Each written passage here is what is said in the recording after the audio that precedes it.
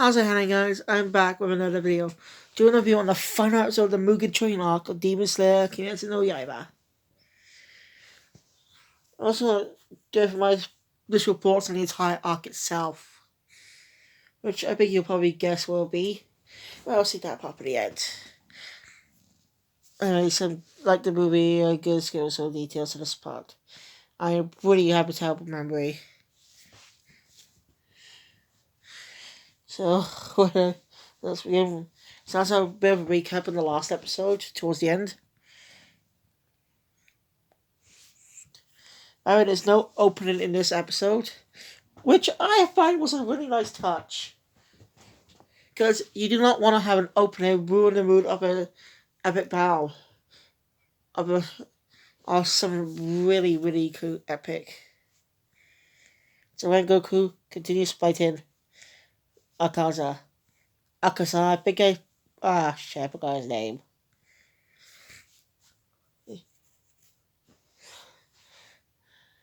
When Goku's still struggling, he has his broken limbs, a smashed eye, and he's very exhausted. Tanjiro wants to help, but after using the Hinokami Kagura, he's not able to move much.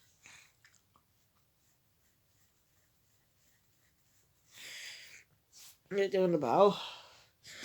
Once this dust clears, they see remember, Akaza is still trying to convince Goku to become a demon.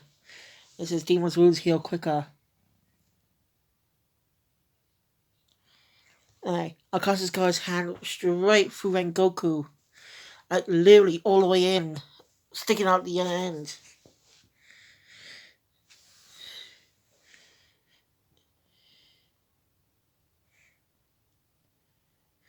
In a desperate attempt, still trying to desperately ask Rengoku to become a demon, otherwise he'll die.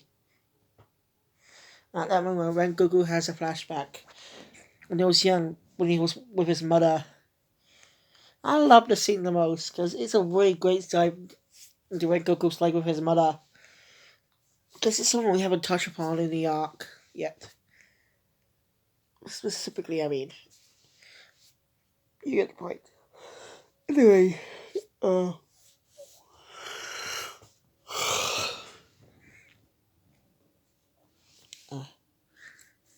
Goku's mother gives us some valuable lessons. That he will give to this, he will also give protect the weak. And he should never use those powers for his own personal gain. That's also about Goku. That made Goku the person he is today. A kind-hearted guy who's a bit of a weirdo who smiles a lot.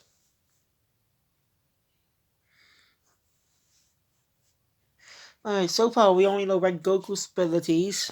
We don't know any of the other Hashiro's abilities.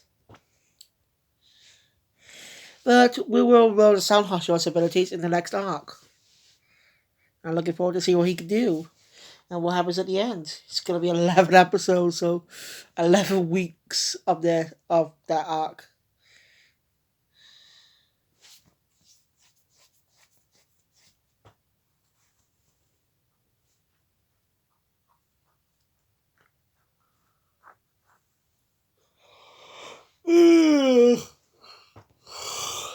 Alright, and Goku makes one last desperate attempt. He pins his sword into Akaza's neck, pushing against it to try and slice off his head. Akaza tries to use his hand to stop it, other hand to stop him, but when Goku grabs it,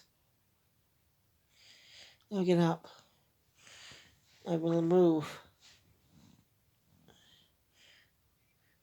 Goku seems like he's about to win. Alright, here's a part. I don't remember if this was in the movie or not. Let me know in the comments below, but Tanjiro rubs to grab his sword, planning to help Goku, no matter what. Was that in the movie? Because I can't remember. Because I do know there's one scene that was not in the movie.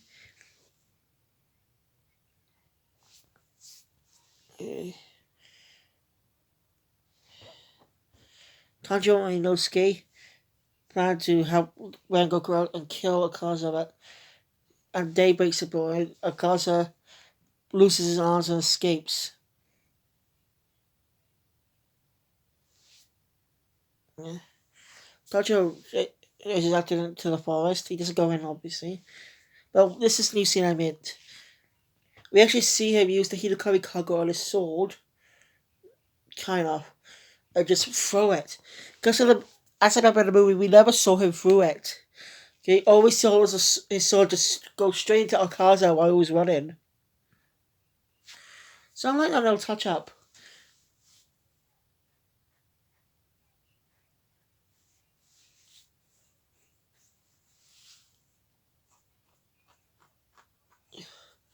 Uh, Tanjiro is said that Akaza's running, calls him a coward. So Akaza is pissed at that, but doesn't say a word and runs off.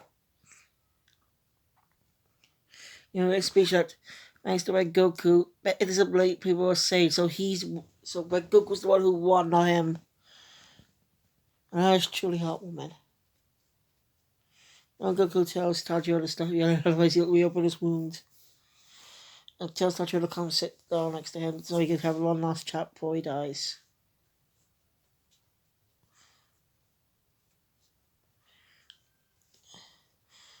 Then also short.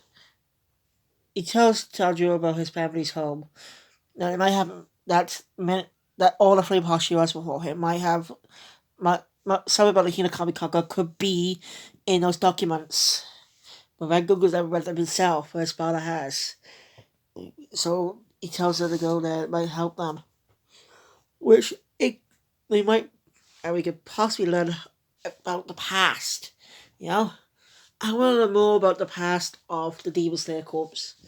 Like, who was the first person, who was the demon, who formed the corps in the first place all the way back in the day? I did not know that part, but there's one part I did technically see on YouTube, for the manga. But I do not want to spoil that because I want to wait for the anime adaptation, for the anime to adapt that story, because I want to know how. Because I'm interested in watching it all. Because it will give us more. It gives a connection to the past. He tell, and also tells him when they're there. He tells his brother about. Tells brother to follow the path he chooses, right? Tells his brother. I forgot.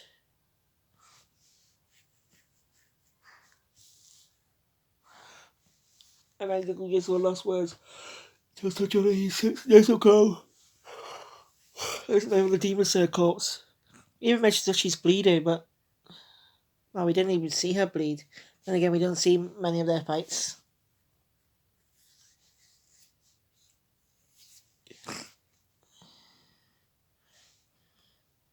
Yeah. But when Goku dies, he sees his mother. He dies smiling like he knows he made his mother proud.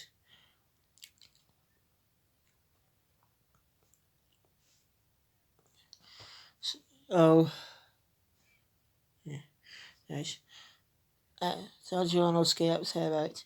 Look at his classic eye crow. We can see a tear in his eye. And all the other Hashira are fallen by Rengoku's tragic death.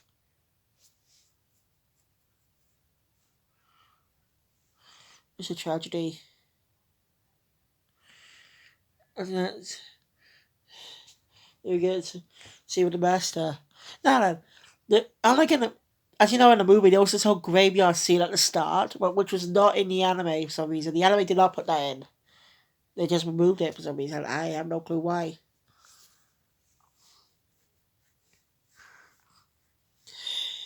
He's not sad when Goku died. And no, he's not. He is empathetic. That's not what I meant. That's how to put it in words. What I mean is, yes, he's sad. He is sad, but not truly sad because he doesn't have long left to live, and he'll be joining Red Goku and the others. Truly heartfelt scene. So, back at the crash site, Zenitsu arrives. Also, before Red Goku died, he told them, he believes in them all, that they'll definitely become Hashiras one day.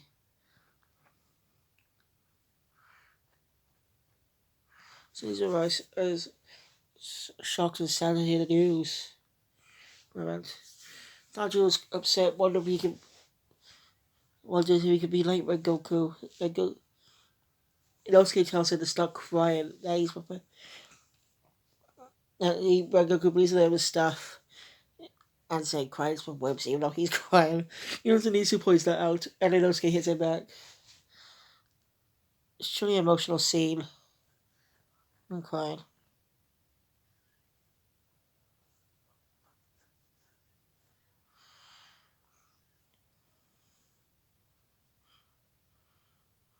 Because we can add some more reactions.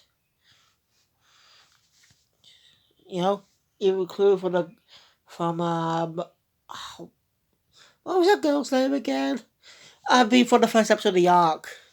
Like we could have seen nobody before hear the news about Red Goku's death.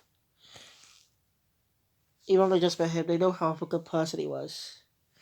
That's where the episode ends. I'm sad they didn't add that epilogue. What disappointed me is they didn't have the epilogue sequence. It's only a game exclusive at the game on the game. Which is sad because that was an brilliant epilogue about between Tanjiro and Goku Dream and healing up back in the house, back in the Butterfly Mansion. Just shame the manga the anime did not have that in it because I thought it was a truly touching scene. I'm gonna go more depth about that when I actually review the game.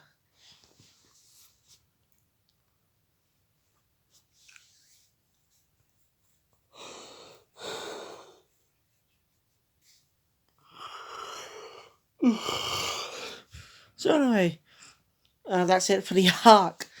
Up next, we got the Entertainer District arc, which is coming out this Sunday, actually. Which will be December 12th. I looked it up. So yeah. Actually, December 5th, but you get the point. So, overall, my thoughts on the arc is it's basically my same opinion as the movie. If you want to check my feet, if you want to see my thoughts on the film, there you go. Check that video out. I did a review on it. But the things I disappointed is it's just too similar to the film. Barely any differences. Like there are not that many new scenes in the arc, which really disappointed me. You know, I was interested to see what was different between the arc and the movie. But there wasn't that much differences. That's my disappointment. Like, even though Dragon Ball Super's first two arcs were bad, because they adapted the movies, at least they tried to do tried to do something different than the movie. But Demon Slayer did nothing different from the movie, just added some new scenes. Like, no different shots and stuff. So that part really disappointed me. So, I give the arc a. I'm not gonna rate this. So I say a 6 out of 10. I'm not gonna rate it, so this is the first time I ever tried. I'm never gonna do it again. Basically, it's alright. But I'm excited for the next arc. So thank you guys for watching. If you enjoy my content, hit the thumbs up button. If you want to see more, subscribe to the channel and click the notification bell. You'll be updated on all the videos that comes out in the future. And, well, I got a few Instagram accounts and we brought back my Twitter account, which is a big mistake. Yeah, I like to make this channel grow one day, you know. Maybe one day might be bad, but I'll give my thumbs up. Anyway, thank you guys. I'll see you next time for the Entertainment District arc. So until next time, keep watching anime. Phoenix out.